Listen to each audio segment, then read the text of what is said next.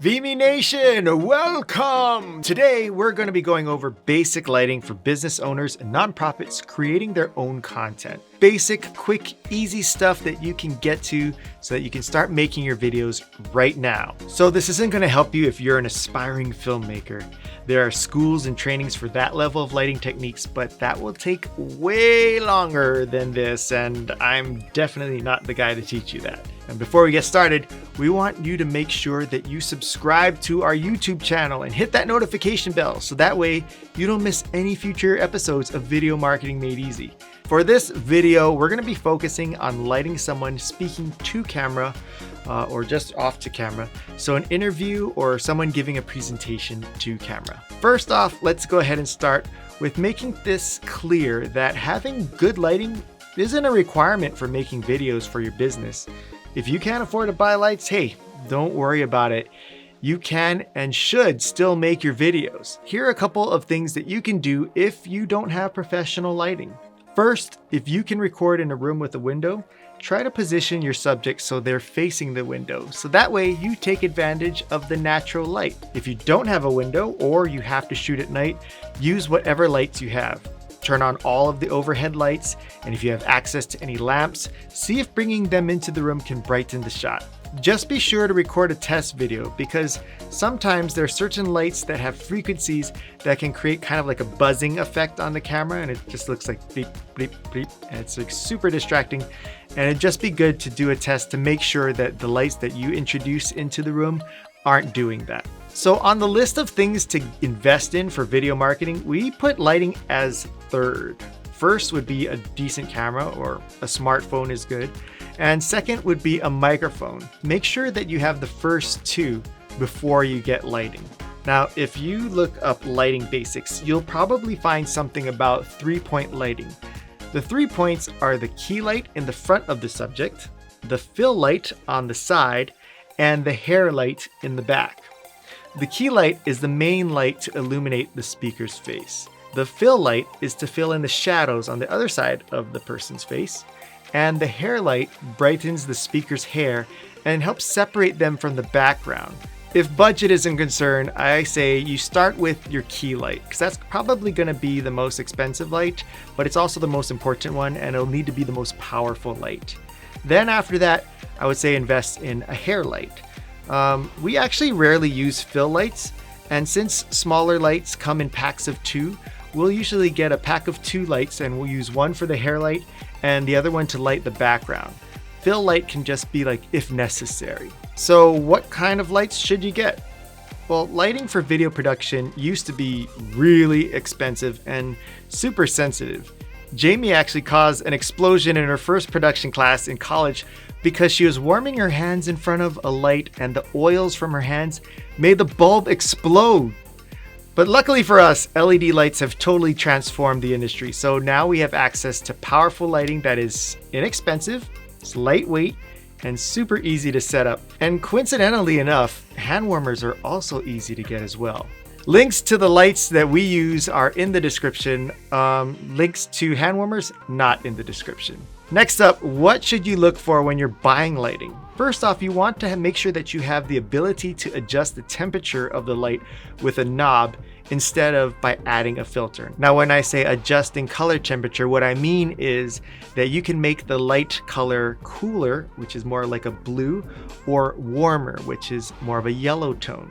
And you want to be able to do this in order to make sure that the skin tone of your subject looks natural. There's going to be all kinds of factors that affect the way the skin color looks, the lighting of the room, what they're wearing, what the background is. And so having the ability to kind of adjust the tone of color in the lighting will bring out the color in their skin better given the environment that they're in. If you're wondering, well, what the heck is a filter? Don't worry.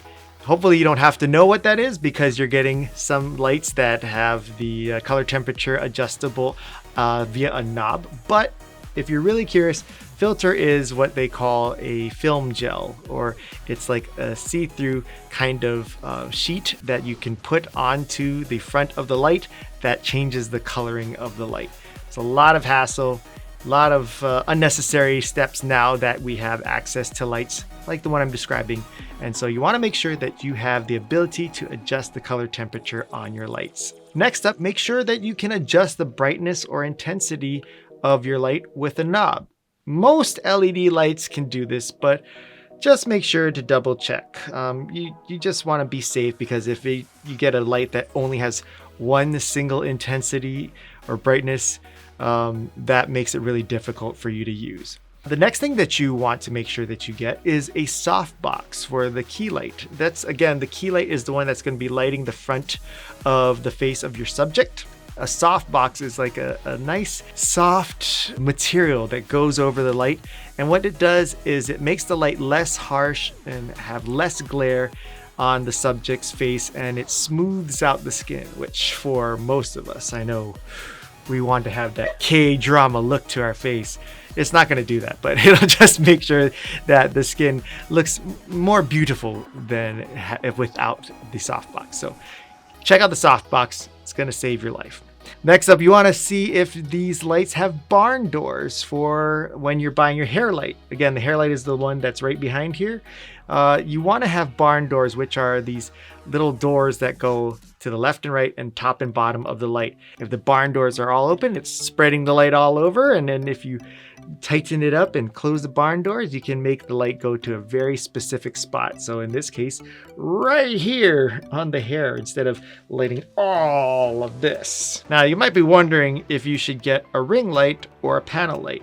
We tried a few different ring lights and they do work really well for close-ups. Like if the camera is in front of your face and you're positioned pretty close to the camera, it works really well. They do a good job of brightening your eyes and lighting the curves of your face. But when you're shooting people for presentations or interviews, most of them don't want to be that close to camera. And the ring lights we've tried haven't been strong enough to light a subject who's, say, like 8 feet or more away from the camera.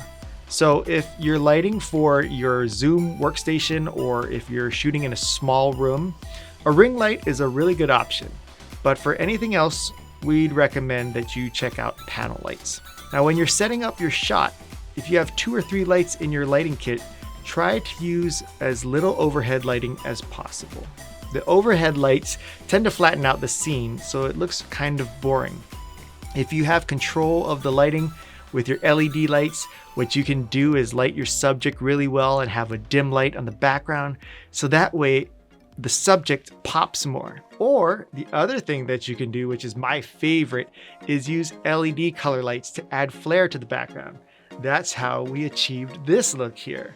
And you don't have to have unnatural colors as the background. The LED lights can add a little pop to the different things that you have in your background. Like if you have a wood colored bookshelf in the background, you can accent the colors and make the colors pop and more rich by adding, say, an orange colored light or a red light. And you're not turning the bookshelf into a red bookshelf, but it just kind of having those tones of colors can really accentuate the look of the things in your background. So if you're willing to try out different cool things, LED color lights are super fun, and it's one of my favorite things that I have in our batch. To summarize, lighting, it's not essential, but when you're able to add it to your toolkit, it can really enhance your videos.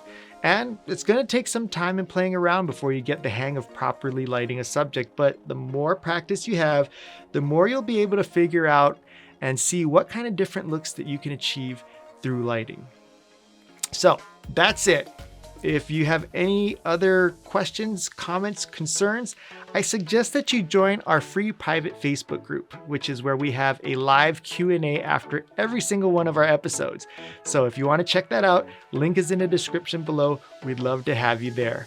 And if you like this video, please help us out by hitting the like button and subscribing so that way you don't miss any future episodes of Video Marketing Made Easy. And again, there is this little bell somewhere around here. Make sure to hit that too, because that'll notify you every time we share a new video. And if you found this video to be helpful and think it might be helpful to somebody else, we'd love to have you spread the wealth and share this to your friends and family. That's it for this week. We'll catch you next week on another episode of Video Marketing Made Easy. Bye.